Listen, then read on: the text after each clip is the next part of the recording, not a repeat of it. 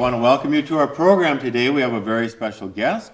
His name is Brent Bullock, and he is the chair of a very important ministry. It's called C12. This would be a Christian business leadership and coaching service. And so, Brent, good to have you on our program today, and this is going to be very interesting to learn more about this wonderful ministry that you have. And so when we think about C12, as far as a Christian business leadership and coaching service, just what exactly is that? What is C12? Well, C12 is, we're a peer advisory board, so we bring together Christian owners and CEOs, and we want to help them to run great businesses for a greater purpose. And so we come together for a day where we will seek wise counsel from one another from a biblical perspective. We'll come together to challenge, encourage each other, and really work on what are those good business principles, that are MBA level, that can help me run my business. And again, coming from a biblical lens on what that looks like. It's very interesting, as we study the Bible, like for instance, we study the kings, the kings of Israel and Judah. And, of course, the king, was kind of the head of all the people. And it seems like when the king was a good king, then everything was good in the land. But when the king was foul, well, then that showed and reflected upon the people, as far as the nation goes. And so the person at the top is very key as far as the ripple effect that has throughout the whole organization. And, Brent, one of the things that, throughout time, I hear people, they just say, I hate going to work. They complain about going to work. Nobody appreciates what I do. I get paid the same whether I do good work or not, so why bother to put forth an effort? And pretty soon, the whole business is suffering. Everybody's kind of demoralized and down.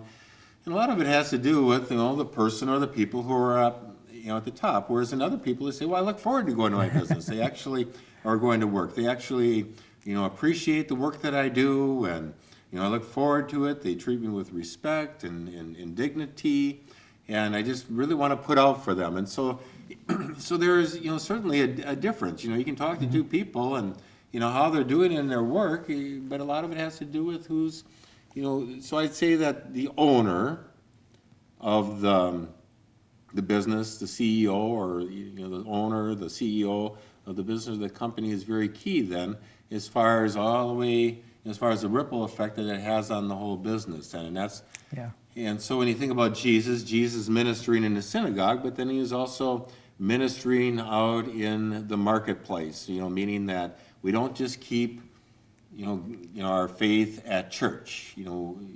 We have to live that out in society.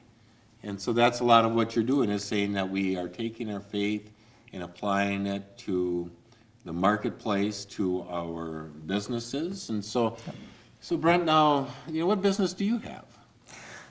So my business is C12. So I organize and work with owners, and we come together monthly to work on just what you established. How can I be a great leader?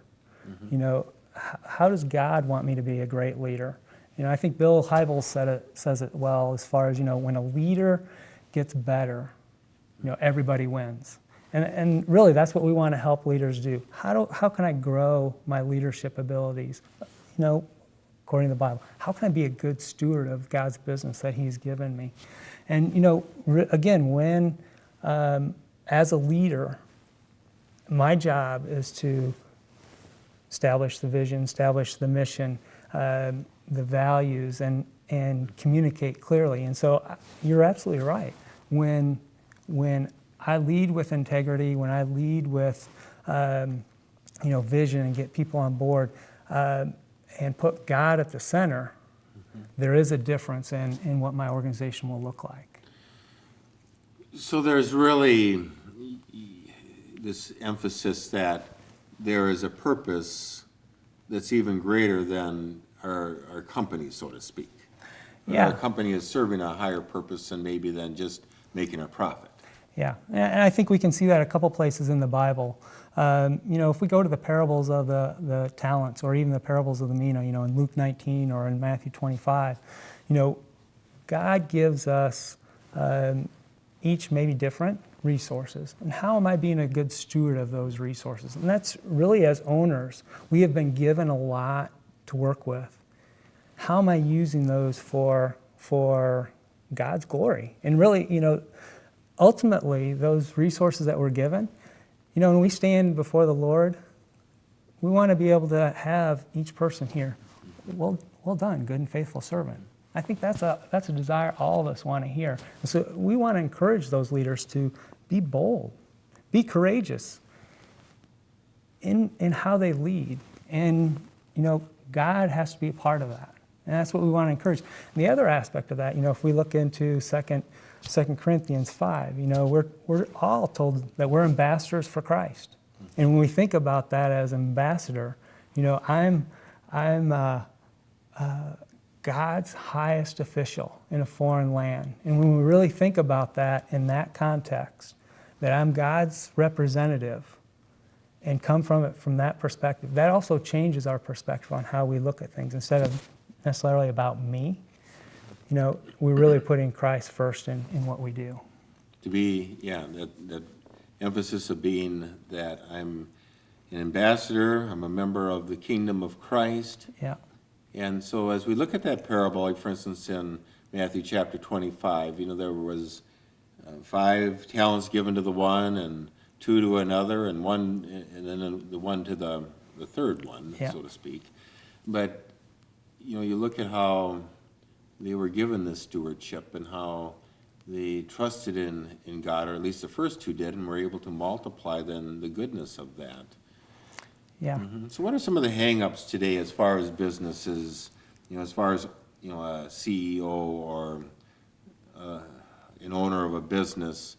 What are some of the pitfalls, as far as attitude goes? I mean, when do you see, what are some pitfalls to say, well, the business isn't going well because this is the attitude of the owner? Yeah, I think there's a few things there, and that gets back to the need for wise counsel. One, it's very easy as an owner to be isolated or feel isolated. Sure. Mm-hmm.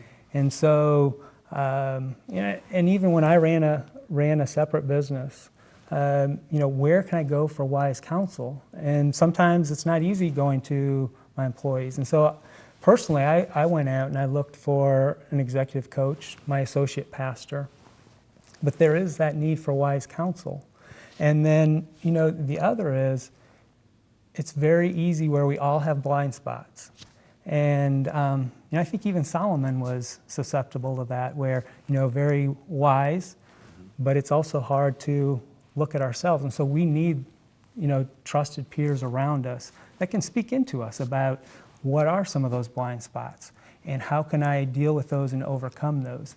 And that's what we try to do. We try to help those owners and then those CEOs see those, so I can be a better leader. I can grow, and I can,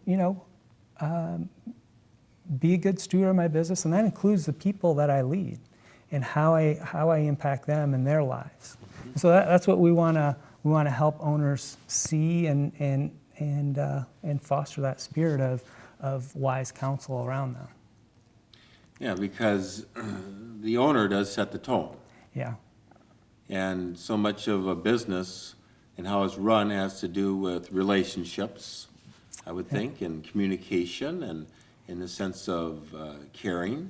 Mm-hmm. Mm-hmm. I think of Jesus. Jesus was the servant to wash feet. And so when you think of like an owner with that kind of a mentality or that kind of an attitude to say, well, I'm here to wash the feet of those who, work here, that I'm here to make sure everything is going well. Yeah, so I don't know if you, so C12, it's, okay, C-12 is the name of the organization. Yep, C stands for Christ, and 12 is our ideal number that we like to have within an advisory board. And that relates back to 12 disciples. Who did Jesus disciple? He had his 12, and that's a great number to work with, and so that's where C12 comes from. Okay, so now as far as so you're developing groups of leaders then, as far as owners and CEOs, to be able to come together then, to be able to be a support to one another, in their Christian faith and in developing this whole Christian attitude then Yeah. amongst them. So I've actually launched with C12 the beginning of this year. And so right now we have a group that's forming in the Quad City area.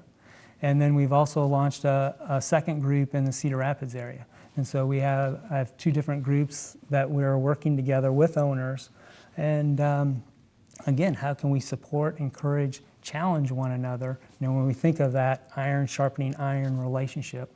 And so we're new to this area, but we're growing, and we're starting to see God starting to do some amazing things.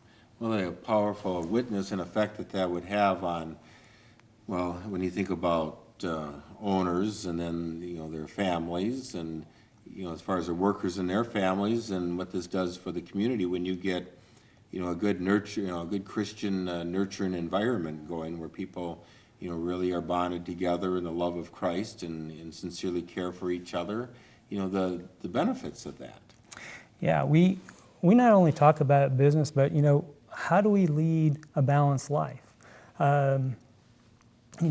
It's very common, as an owner, I might be carrying a lot of struggles or concerns home with me, or even the time that I spend. How do we lead a balanced life? God calls us to lead, to be more than just good leaders of our business. I mean, if you look at Titus and you look at Timothy, he looks at the home first. So how am I leading in my home? We want to help owners be good leaders in the home, not as well as being good leaders in their businesses as well. And so that is important. We have a lot of guys that, how can I be a better husband? How can I be a better spouse? How can I be a better parent? And so we touch on those things. Those are things that we pray about for each other. We come alongside and encourage and challenge one another. Even in our quiet times, we have guys that are taking time to, how much of a blessing is my spouse to me? And really counting those blessings and being thankful for those. And when we start looking at those things that we're thankful for, that also changes our perspective as well. And that overflows not only at home, but also in our business lives as well, too. And you're finding that there are business owners who are interested in this? I mean, how do you get the word out that you have this group that meets and contacting business owners and CEOs? How are you getting the word out about this? So our number one way is through referrals. But that's just like spending time here, but also, we do some marketing, looking to align around some different leadership activities as well. So there are a variety of ways, but our number one way is word of mouth and then referrals. And that's how we are starting and growing. And so you're getting some of them to come. Yeah. And what are some of the main, you talk about, different things that, as far as issues go, but are there things, is there like maybe 1, 2, 3 issues that are really pressing on owners today? I mean, it's got to be awfully stressful to be an owner of a business, I would think, to keep it going and there's got to be lots of issues to all of this. I mean, are there, and as time goes by, as the economy changes, as the demographics of a community may change, there's got to be all these challenges. Are there some common ones today to say, well, business owners are really concerned about this? Yeah, there are, and I think that we've seen some of that from a standpoint, and you highlight that a little bit, from an owner and the burden that they bear, and not only the financial aspects, but and things that are going on in my life, but a lot of them are also taking on some of the burdens of their employees, and so really what they are bearing is quite a bit, And that really reflects, our need for prayer, our need for encouragement, for support. And, as far as, issues, coming out of 2010 to 2012 and the way the economy is, I mean, that's still a struggle for many owners. And, some are still dealing with maybe some of, maybe might be carrying debt. From a standpoint of being good stewards, and having a choice. Well, I could take what the world says and say, hey, let me file for bankruptcy. Or, what's the value of my word? What's the value of my commitment? Yeah. And I'm going to work through that, and I'm going to honor that commitment no matter what it takes. And I'm going to maybe get out of debt if that's the case. But those are some of the things when we talk about integrity and what owners are dealing with. Or, I maybe have a couple choices. And one is, I can make an easy financial gain, or do I do the right thing and do what's best for my employees and for my customers? And, that's where we're coming together and we're encouraging those. And it's awesome to see how God is using those and how He is honoring that when people are obedient. Mm-hmm. Well, this world is ever changing all the time, and I would think Yeah. for, in the business world, the economy, and we're now more into like a global economy, that's, awfully tricky. I mean, the littlest turn here or there can make a big difference either way as far as a real good output or really hurting the business. But with the changing world, that, what's working with my business today, and then as the world changes in 5 years, all of a sudden now there's a great challenge for the business, I would think, and having the wisdom to know how to deal with that. Sometimes you got to make decisions, that you're not so much looking into a crystal ball, but you're praying, saying, well, God, this is where we're at, and what's the next step? Where do I go from here? I would think that those decisions are very critical, not just for the owner, but for everybody that works there. Yeah. And there are a variety of things there.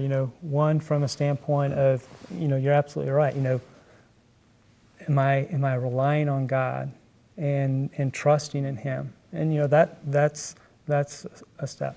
But we're also called to plan and be good stewards. And so we're also working on what is that good strategic planning, and do I have a good plan in place, and am I communicating that and getting my organization aligned with that? Even from a leadership standpoint, we had a great segment about trust.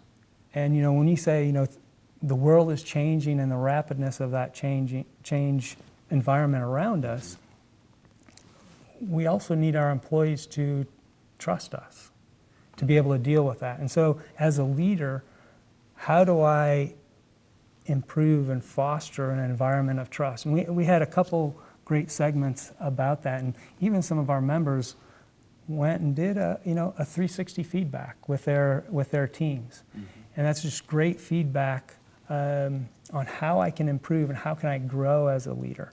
And again, when we have that trust as a leader, being able to adapt to the environment that, the changing markets or have you, I can be more resilient from that standpoint. So we try to tackle that in a couple different ways. Reliance on God. How am I planning and preparing? Proverbs tells us, when there's a lack of vision, basically there's death. And so, where is that vision? And we want to look at that strategy as a company. And how transparent and open am I being with my employees? How am I fostering trust with them? And so even as I deal my business dealings, employers are watching that, and if I'm dealing with things with integrity, that goes a long way. And so, those are things that we talk about on how can we adapt and be prepared for how the world is changing around us. Yeah. I just think that being an owner like what we're talking about would just be such a huge responsibility. I mean, there's got to be a lot of pressure, just from the standpoint that, how you think, what you do, has a huge effect on so many other people.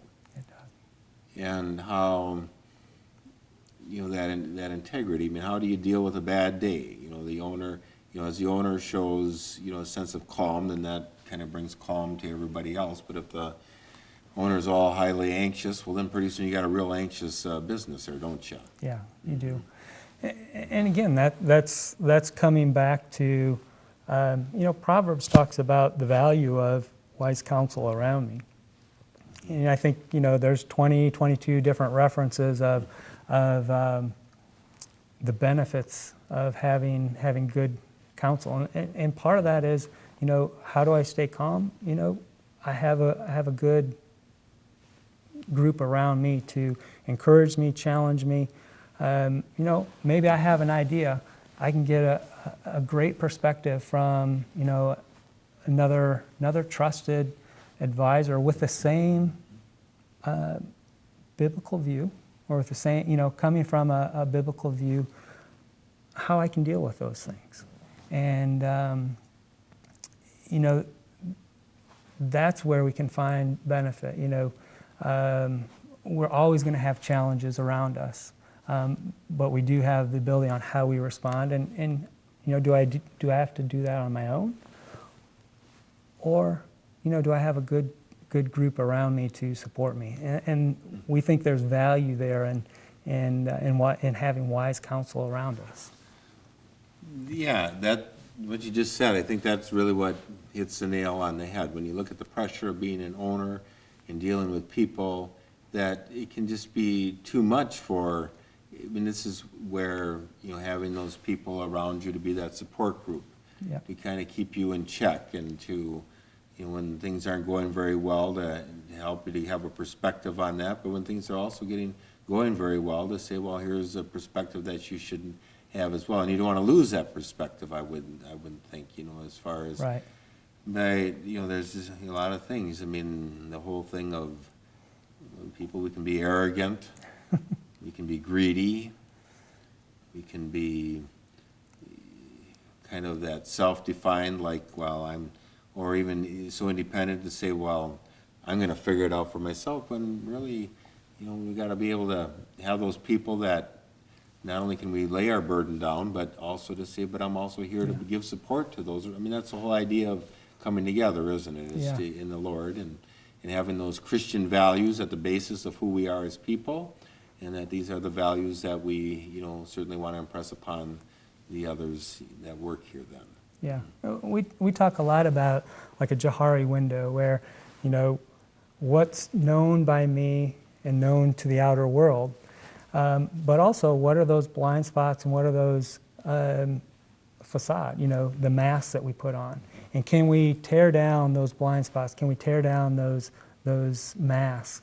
And the more transparent we are, the better leader I'm going to be. And so that's what we try to help with owners in those areas. And so you're really wanting to meet how often then? We meet on a monthly basis, so we take a full day. And there's a great time where we spend working on our business, having a good counsel from those around, that are around the table. We look at, how do we live our faith out 24/7? Instead of putting my faith over here, hey, that's just a thing on Sunday. Mm-hmm. No. Jesus wants us to live our faith out 24/7. What does that look like? How can we help with that? And then, there's something powerful about just devotion and prayer. We take some time to do that. When you have a group of owners coming together and praying for each other, that's powerful. Oh yeah. And that's encouraging to see, and just the privilege of being a part of that. That's it's great. And and then again, how do we hold each other accountable? We're not coming together for just a good time. We do have that, but we also want to grow and improve, and that also means holding one another accountable, holding us to a higher standard. Mm-hmm. And really, when you think about it, all of us are working unto the Lord. You know, we can look at that into Colossians 3, and you know, when we take that frame that we're working to the Lord, that also changes our reference too. And so we spend time around that, both in prayer, both in working on our business, and how do we encourage each other to live our faith out. So we do that once a month. So if I just think if I were a business owner, or what a wonderful opportunity to be able to rub shoulders with people who care about you, people who you can trust, people who have got your best interest, that are going to uplift you, support you, share wisdom, and God's wisdom is greater than any wisdom. That's going to really have a purpose way beyond what we could ever imagine, and how God can take you. But it's that community of believers coming together and strengthening. I think you mentioned iron sharpens iron, from Proverbs. Yeah. And so, for those of you out there today, or probably whether you are a business owner or you're thinking, boy, I sure wish that the owner of our business would get in contact here with Brent, how would they do that? To say, well, I think we could, I could really benefit, or maybe there's an owner here saying, I could really benefit from being part of a fellowship like this. How do I go about, what's the contact? How do they contact you? Maybe we could get this stuff up on maybe get some of the information up on the screen. Yeah, I have a website that you can look at, which would be c12heartland.com. Otherwise, my email, which would be brent.bullock@c12group.com, and also, or by phone. And that's 563-940-7489. And, if that strikes a chord with one of our audience, I would love the opportunity just to meet them, talk, share. I've had a lot of opportunities to do that with different owners, and that's just a blessing to be able to do that. Yeah, it just would be. I think people would be willing to travel some distance just to be part of a fellowship like this, or to get a fellowship like this going in your own community, to say, well, let's have the business leaders of the community where I'm living and serving come together. Well, this is Brent Bullock. He is the chair of C12 Group, and this would be, here again, Ministry for Christian Business Leadership and Coaching Services. And so, Brent, thanks so much for being a guest on the program today and for your insight. And thank you for joining us this day as well.